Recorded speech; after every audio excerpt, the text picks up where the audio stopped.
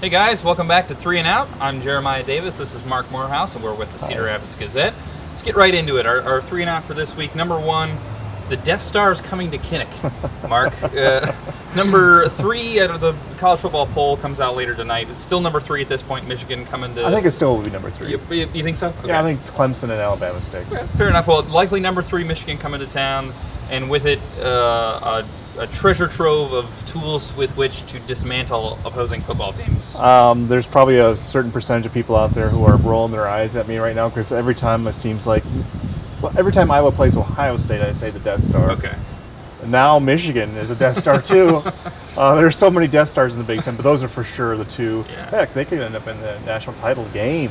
Right. I mean, that's kind of a little bit. It's a little bit of momentum going toward that. Michigan has a guy I just voted for All-American, Jabril Peppers, who does everything. Right. It's a quarterback's workshop. I mean, Yeah. Jake made a quarterback out of Jake Rudock, but gave him a chance to make the NFL. Right. I thought Jake was a quarterback here too. Wilton Spate, a guy that nobody heard of, a guy that nobody thought would win the job. He's doing well. Amara Darbo, I voted for him for something. But Litnikoff Award. It's voting season. It really is voting season. It's voting season. Yeah, and Iowa has its hands full. I mean, one thing, the spread. Mm-hmm. The spread, we've seen it, 18 to 21 points? Yep. That's a 1970s pre-Hayden Iowa-Michigan spread. It's Iowa's biggest spread at home since, I want to say, 99. Yeah. Nobody wants to go back to 99. Right. That was when Iowa was... what planet did the Death Star blow up? I can't even remember. Alderaan. Alderaan. I knew you'd know Alderaan. this. That's I'm a awesome. nerd. I It's couldn't okay. remember. But that's, Iowa was Alderaan in 99. Yes. And now we saw 599 yards Saturday night. So it's starting to feel like 1999 around here. And Michigan's starting to feel like classic blue blood, Bo Schembechler, Michigan. Well, and in asking the guys today what weaknesses Michigan has, the prevailing response, and Kirk Ferentz summed it up nicely. You try to take advantage of what the other team gives you, right? Well, what, if anything, does Michigan give you? Not much. I mean, I say that jokingly, but I say it in all seriousness too. It's really hard to find many cracks or weaknesses, and the statistics don't always tell the whole story. If you go through the Big Ten stats, it's hard to find any category where they're not in the top 2 or 3. It just it's all deserved and earned, as I said in the opening statement. They're really veteran. They got a lot of key veteran players, a lot of seniors that play very well. Not only talented, they're well coached, and they play consistently well. That's the thing that really, to me, jumps out. And you look at 9 games. Typically, there's some ups and downs, that type of thing, but it's really hard to find too many. They've really, I say, albeit I think they were down, 14-0 at one point. That's for an entire 9 games, not an entire season, but 9 games. That doesn't happen much historically. It doesn't happen to many teams, so it's a real credit to them. They're really playing well right now. Here's the bottom line: 3-touchdown underdog at home to the number 3 team in the country.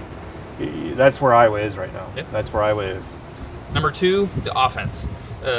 In-season changes, Mark, are rare in any facet of a Kirk Ferentz coach team, but everybody who's clamoring for changes on offense, they're not coming. Have you changed any of the mechanism of offense, or is Greg still calling plays, or have you guys changed anything as far as that goes? No, our mechanics are still the same, and we meet collectively daily, and same. Coaches all go through the same process the players do. Sunday we go back and review, talk about the what ifs, those types of things, and then Sunday afternoon we flip it over and start moving forward on the next opponent. So we're still going the same way. Why do you think he thinks that way, and why won't this offense see any changes?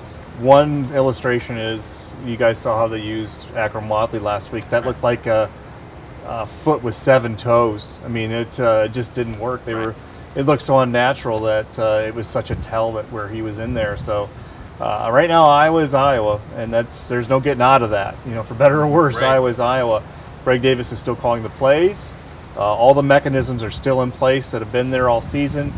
There's no change coming. Is that healthy that you can't do an in-season change?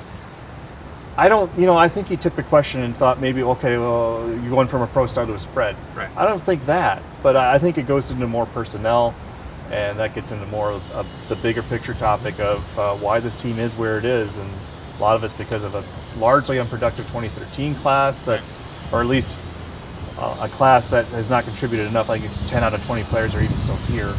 So bigger picture stuff like that. But yeah, in-season changes for this offense, I've not noticed them. Number 3, the defense. Can they rebound? Can they respond from getting punched in the mouth against Penn State? It's more assignment stuff.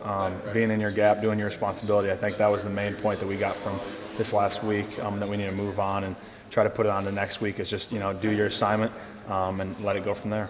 I think they have to, and I think this is still Iowa's best unit, best foot forward. Penn State really exposed Iowa on the edges. Iowa had been pretty good, pretty solid, I think, all year on the perimeter.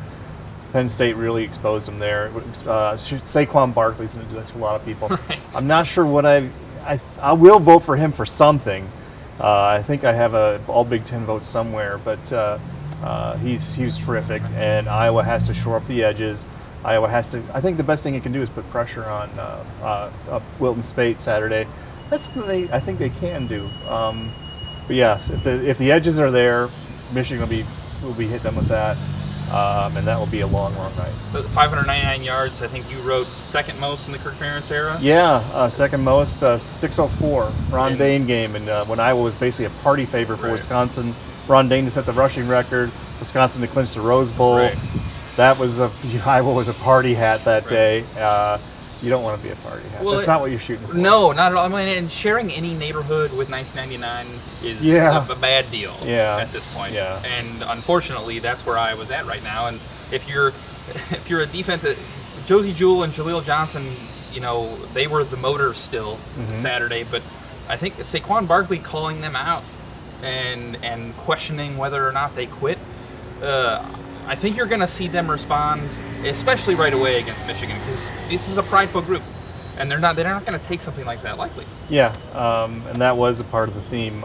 You could tell that Penn State and its coaching staff had identified Iowa as a physical team, and it wanted to put up those physical numbers. Right. And way too many of their players in the postgame knew the stats. Right. But then again, when you hold the team to 30 yards rushing, that's going to ring out for you, and you're going to trot that around and be very, very happy if you're the team that does that. I remember specifically asking Iowa players in recent years when they've had the physical edge, could they feel teams break? Right. I've asked the same question, and we've gotten the same answer. So is that an insult to Iowa? If I'm Iowa, I think it's an insult to Iowa in that why did they let that happen? Absolutely. Well, Saturday night, national TV, primetime. Death Star. Behind us, the Death Star comes to Iowa. Check out our work on thegazette.com/on Iowa. I'm Jeremiah Davis. He's Mark Morehouse. Have a good one.